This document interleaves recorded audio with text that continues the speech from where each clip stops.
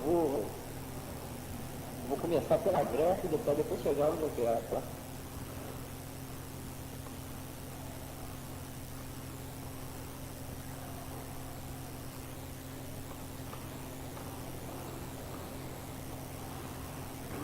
Eu vou dizer assim,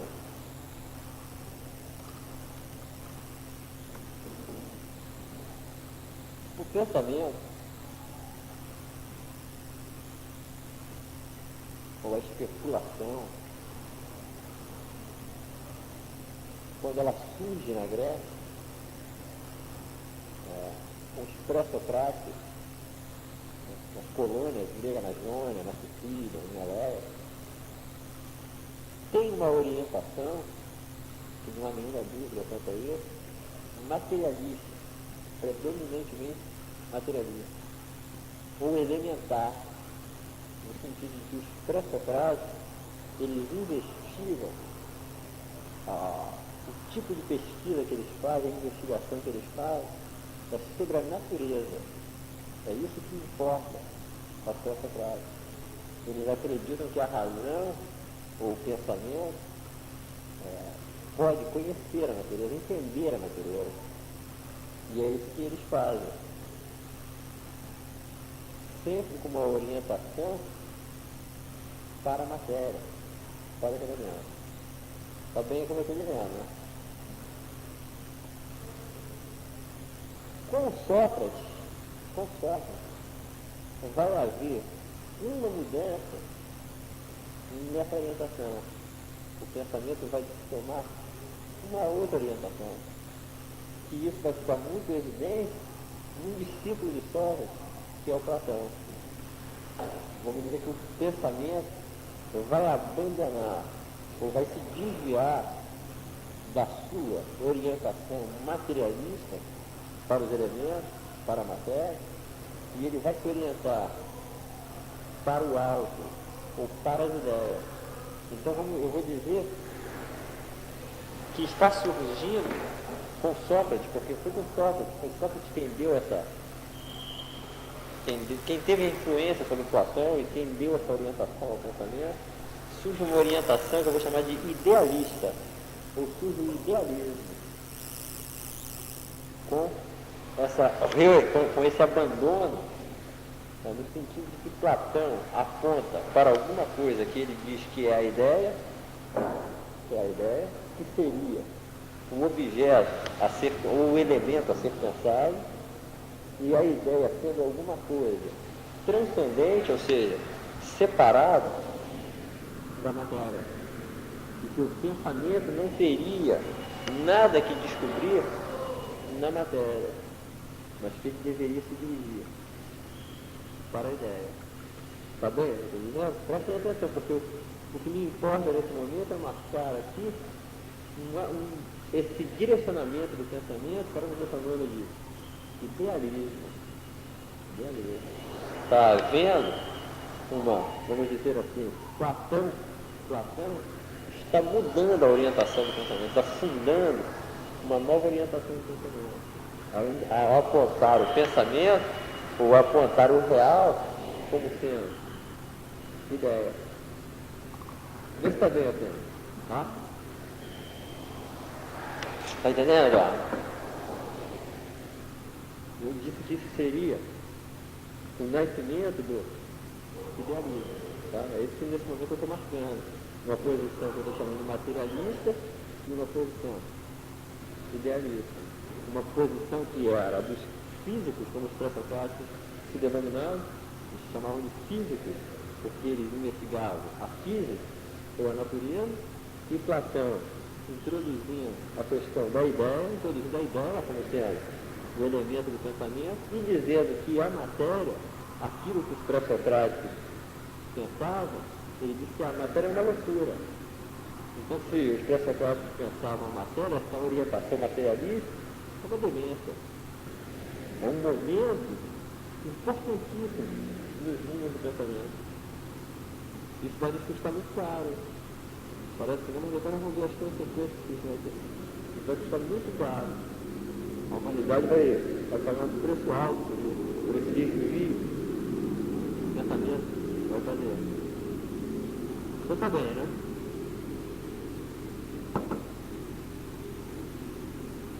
Deixa isso agora, do lado. Nós vamos tratar de um tema que é isso que eu quero trabalhar, mas eu falei, eu puxei essa linha de Platão, dos pré-socráticos, porque isso depois vai nos dar uma ajuda no que eu vou falar aqui. É um tema que é, vamos dizer assim, de domínio da psicanálise. Domínio da psicanálise. São duas noções que a psicanálise trabalha. É recalcamento e repressão. Recalcamento e repressão. Então o tema, entender essas noções, vou dizer assim, entender essas noções de recalcamento e de repressão.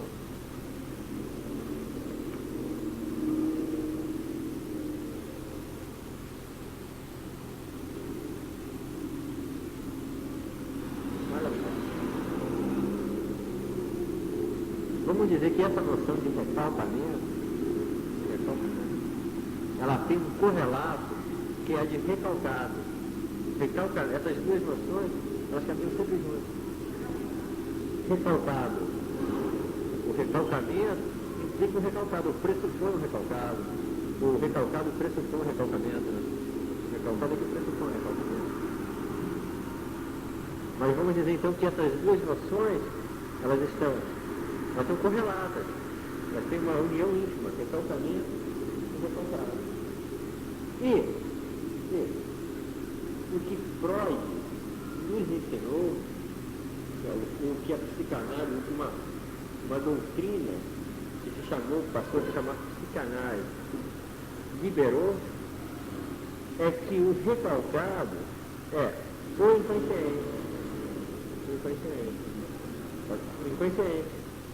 Ou seja, recalcado e inconsciente são a mesma coisa. Tá? Recalcado e inconsciente. Ou seja, que haveria um domínio, vamos dizer assim, da mente, um domínio do psiquismo, que seria diferente da consciência. Ele teria processos diferentes, ele seria regido por princípios diferentes daqueles que regem os processos da consciência. Seria o inconsciente e ele seria recalcado. Está bem assim, né? Ou seja, ele é alguma coisa que sofreu um recalcamento. Inclusive o Freud diz que o inconsciente se origina quando há um recalcamento. Há um recalcamento que gera um inconsciente que seriam determinadas representações, determinados desejos, determinados impulsos que não poderiam vir à tona. Eles teriam que ser mantidos recalcados. Nós sabemos que há, na história da psicanálise, na história do desenvolvimento da psicanálise, o aparecimento de uma figura que, pelo menos na psicanálise freudiana, vai se tornar dominante, que é o Édipo, ou o complexo de Édipo. Quando Freud libera a noção de complexo de Édipo e diz que o inconsciente é edipiano. Que na realidade o que ele está dizendo é que a sexualidade, porque inconsciente e sexualidade são uma coisa só para Freud, que a sexualidade é edipiana ou incestuosa, que é a mesma coisa. Está bem assim? De que o desejo, olha só, ou o inconsciente, ou a sexualidade é incestuosa. É uma coisa chocante que aparece, hoje já não é mais, mas ainda é chocante, né? É chocante porque Freud está nos dizendo que o desejo, ele deseja dormir com a mãe e matar o pai, que é o famoso complexo de Édipo. Que nós desejaríamos, mas que isso estaria recalcado, que teria que haver um recalcamento exatamente por ele ser, por a sexualidade ser edipiana, teria que haver um recalcamento para poder haver ordem social, para que pudesse aparecer uma formação social. Está bem assim? Ou não está? Tá?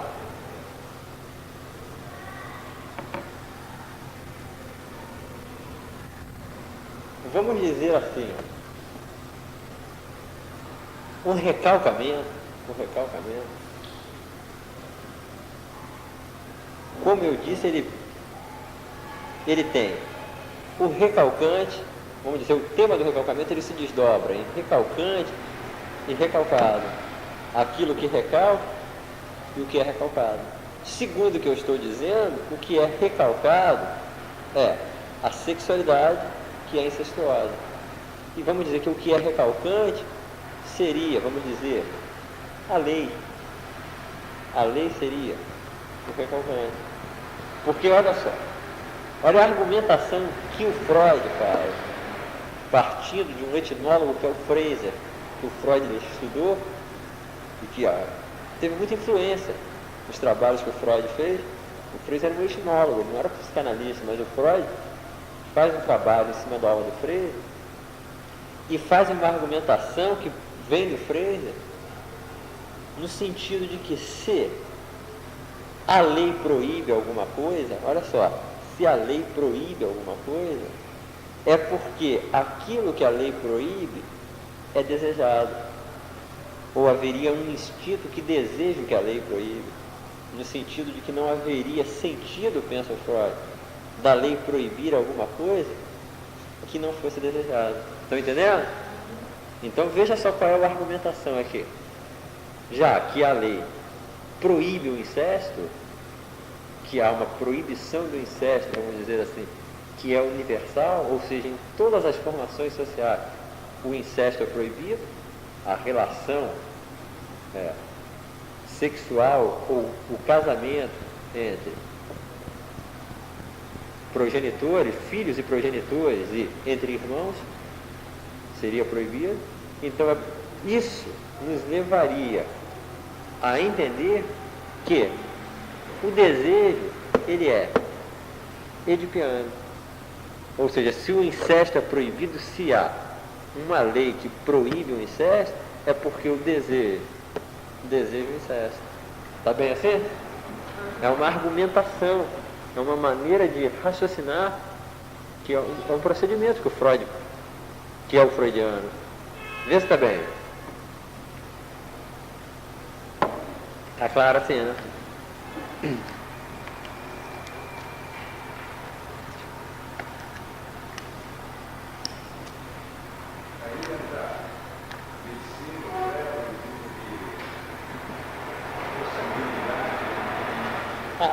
Tem uma série de teses aí, mas não é a questão da psicanálise não passaria por essas teses. Porque o que a psicanálise está dizendo é que o desejo, o que o Freud está dizendo é isso, é que a sexualidade, ela é incestuosa, ela deseja a mãe e deseja matar o pai porque o pai seria o obstáculo. É o famoso encontro, como eu disse, com o tema de Édipo.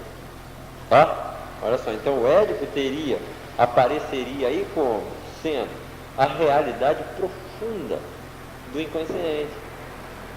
Seria aquilo que estaria recalcado, porque para que haja sociedade foi preciso, para que houvesse as formações sociais, para que se pudesse organizar um mundo social, foi preciso recalcar isso, mas há o perigo de que isso retorne. É o famoso retorno do recalcado, ou seja, o desejo foi recalcado, mas não foi suprimido. Ele permanece recalcado. Então, há sempre o perigo de quê? De que ele emerja. Não é isso? De que ele volte.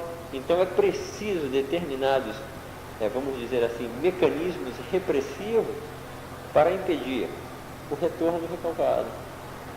Está bem o que eu estou dizendo? Vê se está claro, Eduardo. Mas veja só, aparece então uma íntima ligação entre o recalcamento e Édipo. Está bem o que eu estou dizendo? Olha só, entre o recalcamento e Édipo. E, no momento em que nós entendemos que o recalcado é o desejo incestuoso, há uma justificação do recalcamento. Vê se está claro o que eu estou dizendo.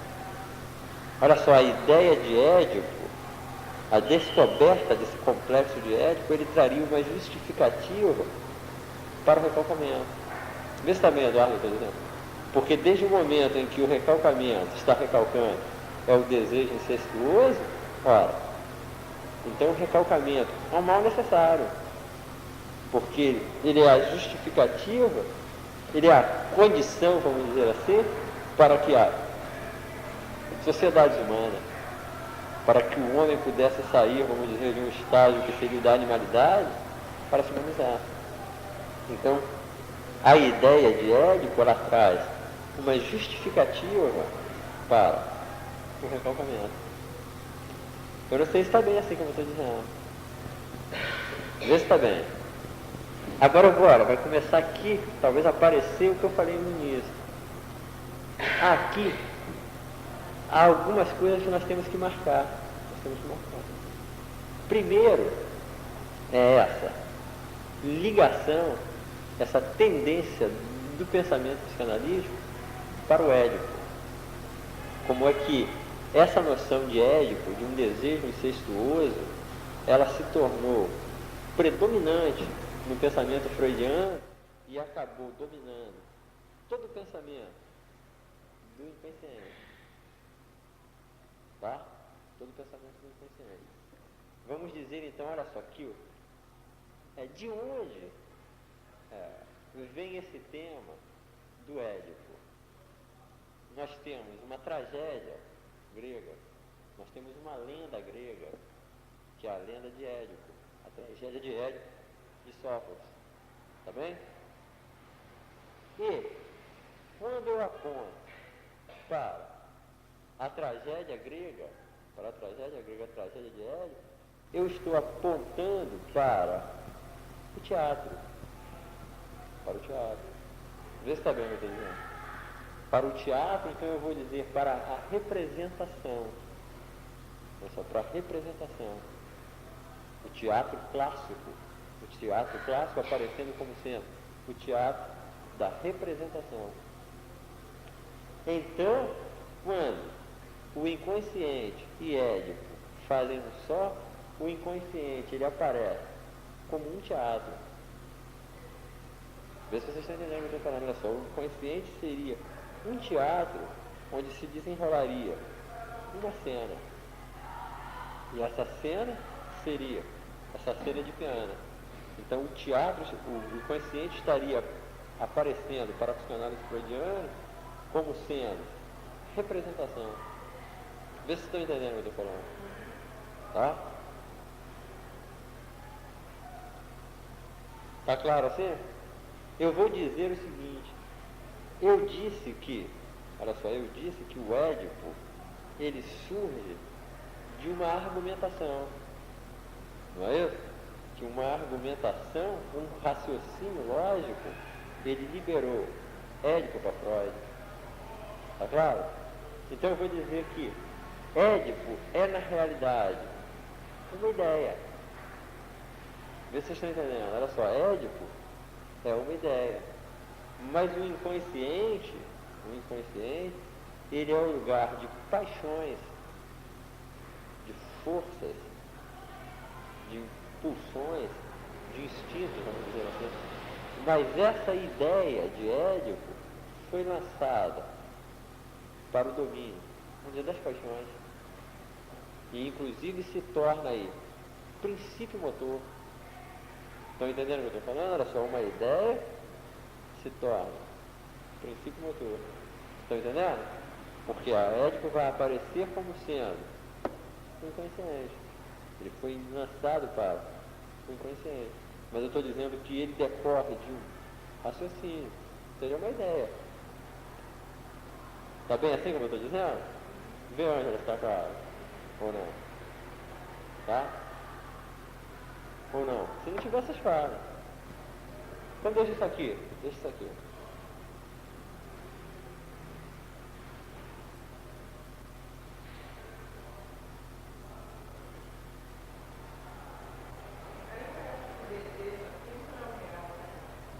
eu vou tomar outra linha, depois a gente vai voltar e... Porque a gente tem que ter tempo, tem que ser lento isso, para a gente ter entendimento. Porque, inclusive, olha, por que um tema como esse? Porque esse tema, ele vai abordar problemas, né? Ele toca em questões que são fundamentais para nossas vidas. Inclusive para nós podermos entender, olha, muitas coisas, como certas questões que você levantou aí, sobre por que a juventude se encontra num determinado estado, um determinado comportamento, por que a humanidade se encontra no estado em que ela está. E eu falei que eu ia parar, parecer uma coisa louca, que a humanidade é doente. E isso é muito sério falar isso. Mas olha, isso é uma coisa que nós vamos ter que pensar. Tem que pensar isso, a humanidade realmente, porque Nietzsche nos disse isso. Nietzsche diz que a humanidade está adoecida. E que a filosofia, o filósofo, ele tinha uma função que seria de ser médico da civilização. É muito quando Nietzsche coloca essa tarefa como sendo da filosofia, é uma tarefa muito forte, é alguma coisa muito séria. Ele diz o filósofo como médico da civilização. Então o filósofo seria aquele que teria que fazer diagnósticos, não de indivíduos, mas das sociedades, dos povos. E isso, de alguma maneira, se cruza com os temas da psicanálise. Porque a psicanálise, o que ela fez foi apontar para estados mórbidos da humanidade. Foi isso que ela fez. E ela tentou explicar esses distúrbios psíquicos, vamos dizer assim, esses distúrbios que afetam a mente, que afetam o homem. Neurose, vamos dizer aí, o homem oscilando entre dois polos, a neurose e a psicose. Tá? O espírito humano oscilando entre esses polos, neurose e psicose. Seriam distúrbios que afetariam o espírito, que não aconteceriam às árvores ou aos cães, mas aos homens. A gente precisa entender isso.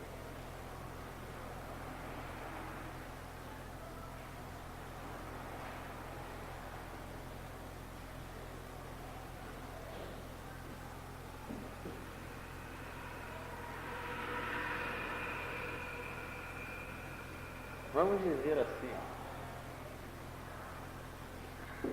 a nossa sociedade, ou as sociedades modernas, as sociedades ditas capitalistas,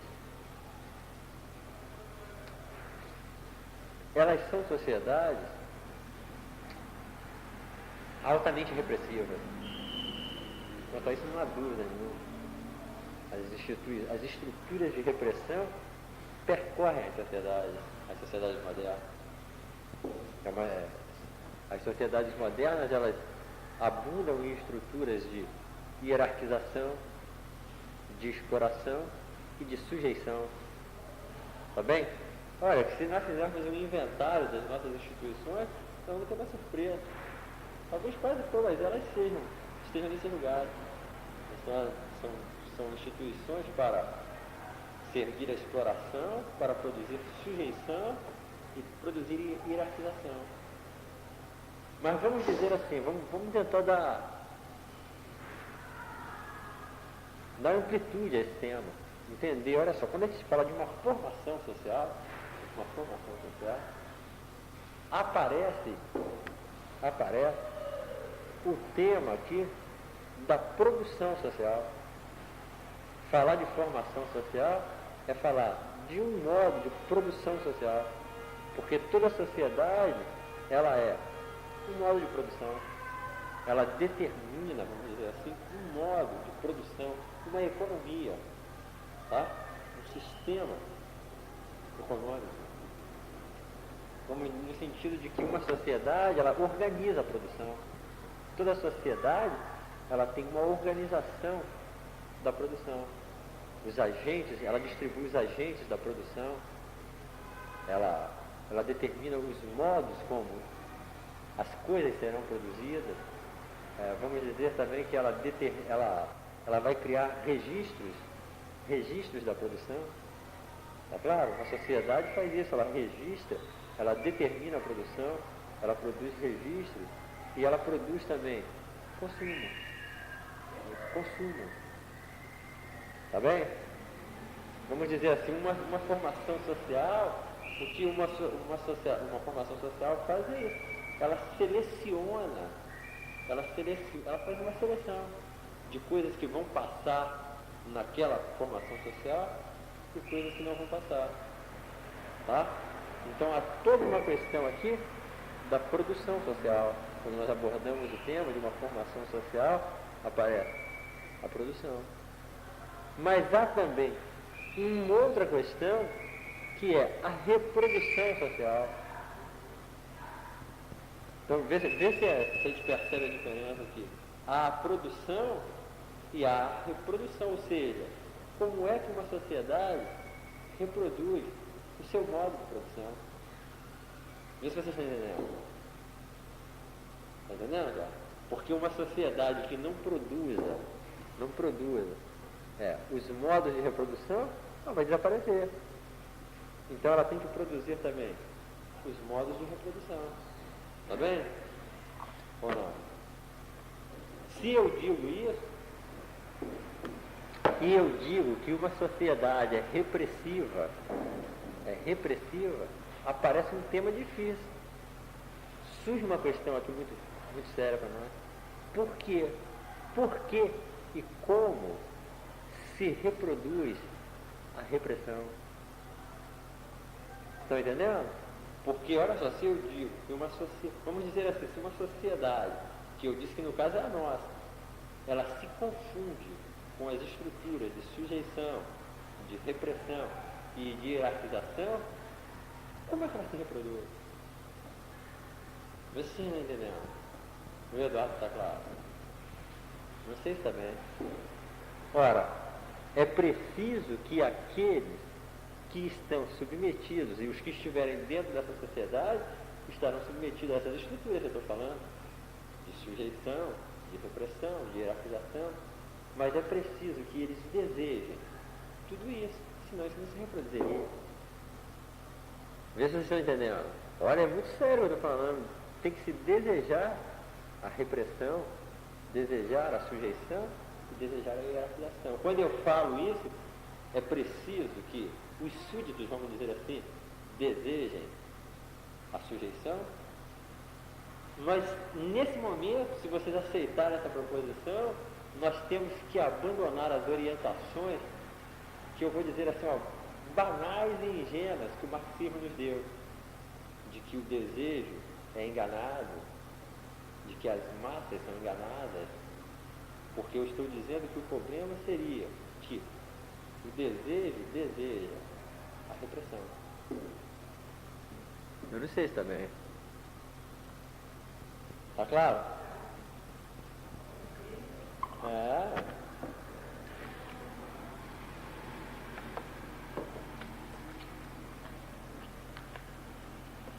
Está bem, Eduardo? Você?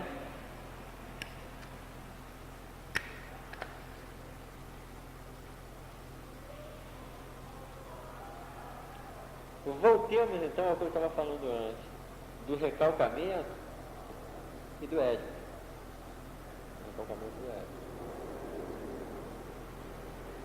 O recalcamento, essa noção de recalcamento, ela ganhou no pensamento psicanalista uma primazia ou um primado sobre a repressão. Olha só, uma primazia ou um primado sobre a repressão, no sentido de que, para a psicanálise freudiana, primeiro é o recalcamento, que a repressão decorreria do recalcamento. Tá bem? Haveria um primado do recalcamento sobre a repressão, porque há uma íntima relação entre repressão e recalcamento. Mas para a psicanálise freudiana, o primado é do recalcamento, ou seja, o recalcamento é primeiro. E a repressão, ela seria, vamos dizer, uma consequência do recalcamento. E eu disse que se o desejo aparece como sendo incestuoso, isso justifica o recalcamento. Tá? Mas aqui, agora eu vou fazer um apontamento aqui. É nítido que nessa posição que a psicanálise freudiana tomou, ou que ela apontou, aparece aqui, vamos dizer assim, dois termos. Um recalcante e o recalcado. Vamos dizer assim, eu vou usar uma terminologia, uma representação recalcante e um representante recalcado. Tá? A psicanálise nos diz que o recalcado é o quê? É o desejo. Mas o desejo é recalcado porque ele é incestuoso. Tá? E a representação recalcante, eu coloquei como sendo a lei. Tá? Seria a lei. A proibição que haveria do incesto. Mas, será que com esses dois elementos nós podemos dar conta desse problema? Porque veja bem o que eu falei. A conclusão que a psicanálise chegou partiu de um raciocínio que ela, do recalcante, ela infere a natureza do recalcado. Tá bem? Olha só, foi pela representação recalcante, porque a lei diz que tudo aquilo que é recalcado, ou que é proibido, é um objeto de desejo, que ela chegou à conclusão que se o incesto é proibido, o desejo deseja o incesto. Mas e se as coisas não forem assim? E se as coisas não forem assim? E se esse desejo incestuoso que a psicanálise nos mostra, esse desejo de piano, ele for não a natureza do desejo, mas for uma imagem deformada, uma imagem falsificada que nós fazemos do desejo? Olha só que coisa que eu estou dizendo. Estou dizendo que nós temos que ver se o Édipo, se essa posição do desejo incestuoso, ele não seria uma imagem falsificada, uma imagem deturpada do desejo. Mas que essa imagem deturpada do desejo, ela estaria em íntima conexão com o recalcamento. No sentido de que é o recalcamento que produz essa imagem. Ou seja, que essa imagem decorre do recalcamento. Vê se vocês estão entendendo. Vê se está claro. Mas dizer que ela, olha só, que essa imagem decorre do recalcamento, que o recalcamento produz essa imagem, nos leva para uma posição de que, então não é isso que é recalcado. Isso é apenas a imagem que decorre do recalcamento. Então o que é recalcado realmente não é essa imagem. Está bem o que eu estou dizendo? Veja só, olha só. Uma ação que seria do recalcamento, não é isso? E esse recalcamento, ele vai incidir sobre alguma coisa que é o recalcado. E agora eu introduzi uma terceira coisa que decorreria do recalcamento, mas que não seria nem o recalcante, nem o recalcado. Ele seria alguma coisa que decorreria, uma imagem. Tá bem assim? Vê se está claro, tá? Ou não? Tá bem assim ou não? Angela, como é que tá isso? Tá? Vocês não querem perguntar nada? Não, porque eu disse que há aqui um tema que é repressão e recalcamento. Eu apontei para as formações sociais como sendo repressivas, não é isso? As formações sociais seriam repressivas. Mas o recalcamento, a questão que eu levantei é se o recalcamento, ele é primeiro, se ele decorre da repressão ou se é a repressão que decorre do recalcamento. Porque eu disse que Se as sociedades são repressivas, e elas são repressivas, quanto a isso não há dúvida, elas são extremamente repressivas, mas apareceria a questão aqui o seguinte: o desejo é edipiano. Ele é recalcado por quê? Porque ele é edipiano. Mas esse recalcado pode retornar. Não é isso? Não existe a possibilidade do retorno do recalcado, porque ele não foi suprimido, ele está apenas recalcado. Então ele pode retornar. Então a repressão apareceria aí como sendo alguma coisa que nos protegeria do retorno do recalcado. Mas ela já se aplicaria secundariamente apenas ao retorno do recalcado. Ao retorno do recalcado. Tá bem? E eu disse que essa noção de recalcamento, ela é justificada a partir do momento que o desejo é apresentado como edipiano. Não é isso? Mas agora eu introduzi a questão do édipo, ou do desejo incestuoso, ser uma decorrência do recalcamento. Ora, então teríamos vendido uma imagem, teríamos imposto uma imagem falsificada do desejo, se o que eu estou falando tiver algum sentido. E nós teríamos então que tentar entender o que é o recalcado e por que ele é recalcado. Mas que ele não seria édipo, o recalcado. Vê se está bem. Vê, Eduardo, está claro. O édipo seria o quê? Alguma coisa que decorreria do recalcamento. Não sei se está bem. Ele não é o recalcado. Ele não é o recalcado, ele não é o recalcado.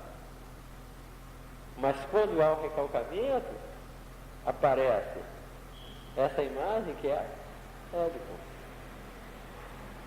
Ou seja, o desejo se edipianizaria como consequência do recalcamento. Mas quem faria esse recalcamento? Está claro? Olha só, quem faria esse recalcamento? E até agora eu estava dizendo, a lei, né? Eu vou modificar isso. Eu vou dizer, a repressão social. Tá? O Reich, o psicanalista Reich, detectou isso e não teve dúvida ao apontar que a repressão social quem recalca o desejo. Tá bem? Então haveria, olha só, uma repressão. Haveria aqui então o desejo e o social. Vamos colocar assim, ó, desejo social, tá? E haveria uma ação do social que seria de repressão em relação ao desejo. Tá bem? Vê se está claro. Tá?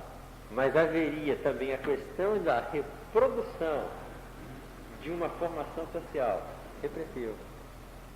E para que ela se reproduza, só há uma maneira, olha o que eu vou dizer para vocês, só há uma maneira de uma formação social se reproduzir. É se um desejo for introduzido nessa produção social. Então é preciso introduzir o desejo na produção social. Vê se está claro. Tá bem? Agora veja só, se o desejo é incestuoso, é preciso fazer o quê? Recalcar isso, não vai haver produção social. Só haveria o quê? Vê se não é claro. Olha só, nós temos que romper todas as tolices e pensar sério. Se o desejo é edipiano e não houvesse recalcamento, o que haveria? Se nós deixássemos, vamos dizer, um livre curso ao desejo, só haveria fornicação com a mamãe e crimes de papai. É isso que essa ideia nos passa. Ou não? Está claro o que eu estou dizendo? Ou não? Não haveria produção social. Não é isso? Então, para que haja produção social, é preciso o recalcamento. É essa a questão. Não é isso? Porque o desejo está aqui como sendo de natureza incestuosa. Ele seria o triângulo edipiano, ou seja, O desejo, a organização do desejo seria familiar. Se nós deixássemos o desejo, se não houvesse um recalcamento, se o desejo passasse livremente, o que haveria seria apenas um romance familiar. Vamos dizer dessa maneira. Tá? Seria um romance familiar. Tá bem assim? Mas eu disse que para que haja produção social, é preciso que o desejo seja introduzido na produção social. Não é isso?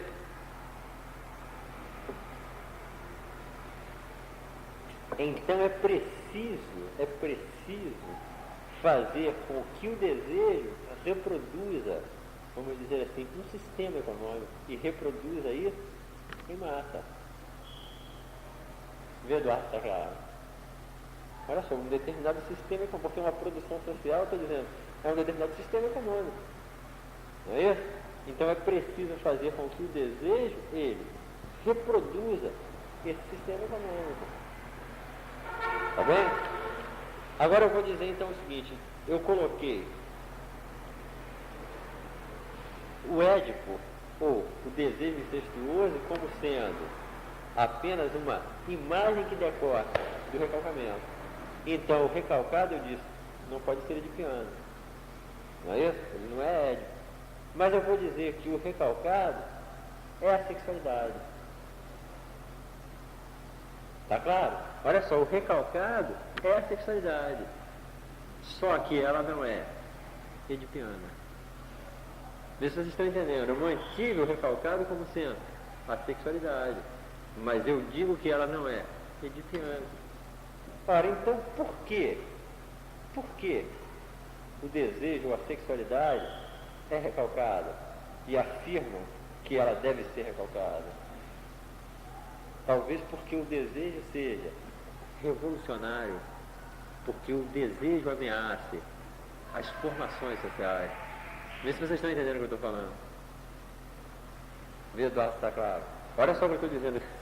O desejo, se o desejo for revolucionário, vê se não é claro. Olha só, se o desejo for por natureza, não estou dizendo que o desejo deseje a revolução, mas se o desejo for por natureza revolucionário, o que é que está imediatamente ameaçado? As estruturas sociais. No sentido de que qualquer posição de desejo ameaça as estruturas sociais. Sobretudo, se essas estruturas sociais forem repressivas, não foi isso que eu falei? Assujeitadoras e hierarquizadoras. Então é preciso realmente toda a repressão em cima do desejo. Vê se você está entendendo. Olha isso daqui. Olha, pelo menos para mim, olhar para as coisas muito a sério. É impossível pensar essas coisas sem se abalar muito a gente, porque não dá mais para a gente olhar para... Se a gente estiver entendendo realmente, a gente vai olhar para a vida de outra maneira, hein? Porque é muito sério os temas que eu estou levantando. Estão entendendo? Vê se está claro. Olha o que eu estou dizendo. O desejo como revolucionário. Se o desejo for revolucionário, ele ameaça as formações sociais. Ele ameaça as estruturas de uma sociedade. Ele ameaça toda a organização econômica que constitui uma determinada sociedade. E reproduzir uma formação social é exatamente conservar essas estruturas. Ou seja, é preciso que o desejo se torne conservador.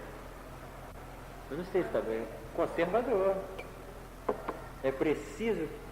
Mas olha só, se a natureza dele é revolucionário, tornar ele conservador é uma tarefa que implica potências terríveis. Potências terríveis. Mas que vão ter que dobrar esse revolucionário e torná-lo conservador. Vê se você está entendendo já. Vê se estaria claro, hein? Vê se está bem assim, Luciano. Está bem, Júlio? Qual é a natureza do desejo? Ou seja, o desejo é revolucionário não quando quer a revolução, apenas quando quer. Qualquer posição de desejo é aquilo que é insuportável para uma formação social. Olha só que coisa incrível.